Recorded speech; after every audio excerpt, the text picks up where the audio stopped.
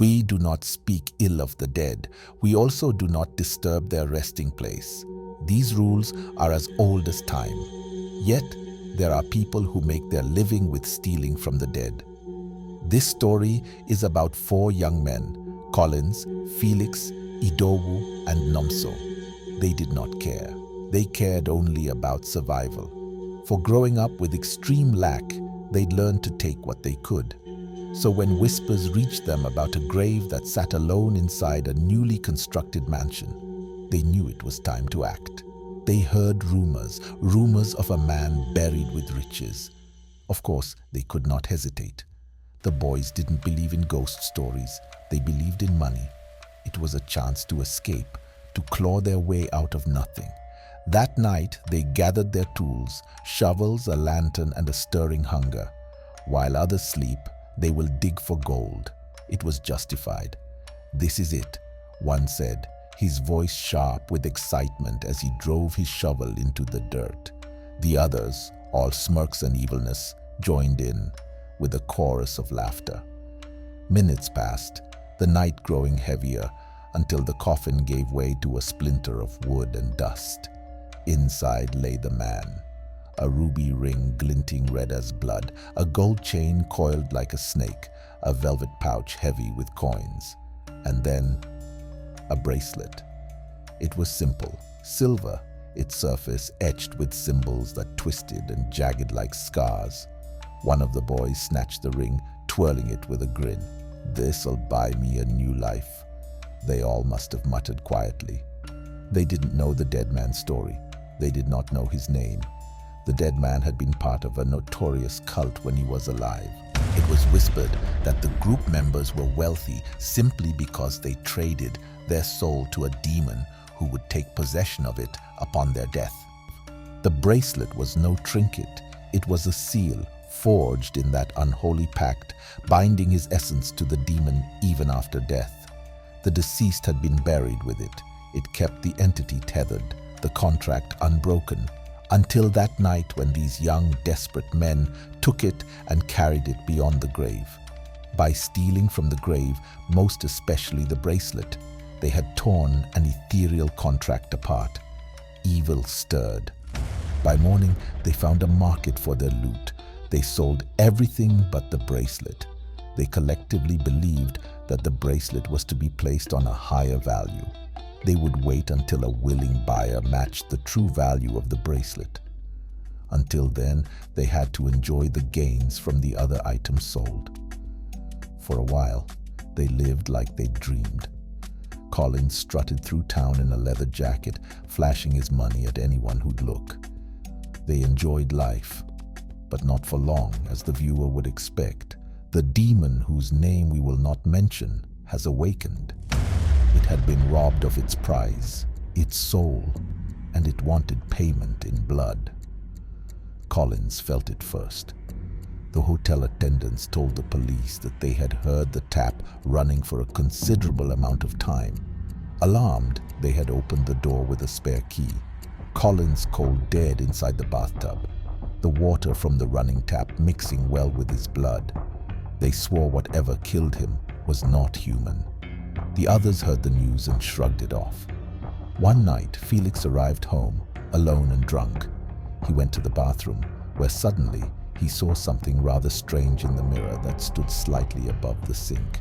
Because when they found him, his blood was smeared all over the mirror, as if in a dire effort to block something deadly from the mirror. They said his empty eyes were unnerved from the mirror with a fearful gaze. Idowu didn't wait for proof. He heard the whispers about the others. He told Nomso about his fears. Nomso sat silently, staring at the bracelet, its symbols glinting in the lamplight. Idowu didn't wait for an answer. He bought a bus ticket that night, boarding with a crowd of strangers heading anywhere else. The ride was quiet at first, but according to the passengers, Idowu appeared to be greatly disturbed about something they couldn't point out. He had asked the driver to stop at a nearby junction, against the better judgment of the driver. Idowu alighted in an almost maniac manner. Perhaps a little exaggerated, But those who saw it reported that as soon as Idowu stepped out of the bus, a moving trailer swept him off the ground in the worst, fatal way possible.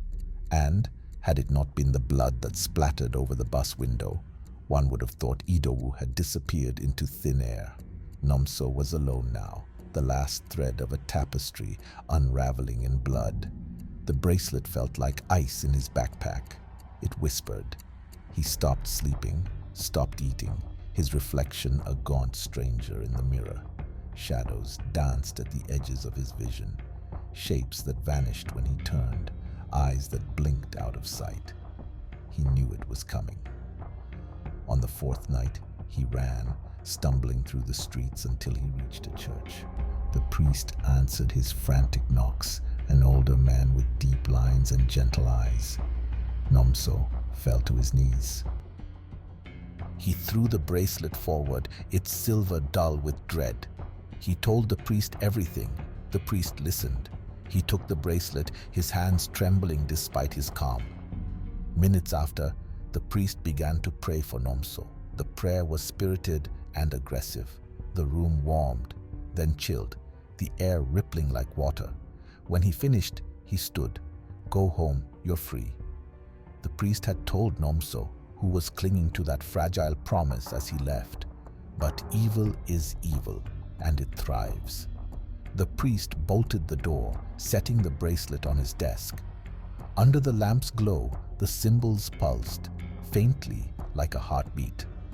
The priest whispered a prayer, but the silence answered with a weight he couldn't shake.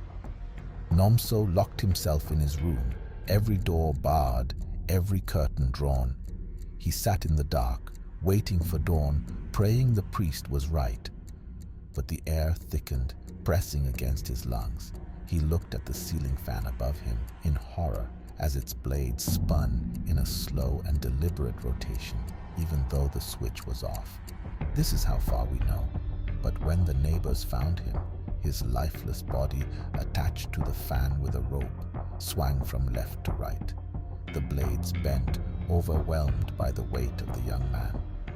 That same night, the priest sat alone in his study. The bracelet rested on his desk, its presence a stain in the room. He'd planned to bury it at first light, to seal it back in the earth. But as the night pressed closer, the windows rattled against the angry wind. 3 knocks shook the door, slow, heavy, deliberate. The priest froze, clutching his cross. He turned the knob, the wood creaking under his grip. The door swung wide, and he saw it. Not a man, not a beast, but something older, something that wore darkness like flesh, its eyes burning with a malice that stretched beyond time.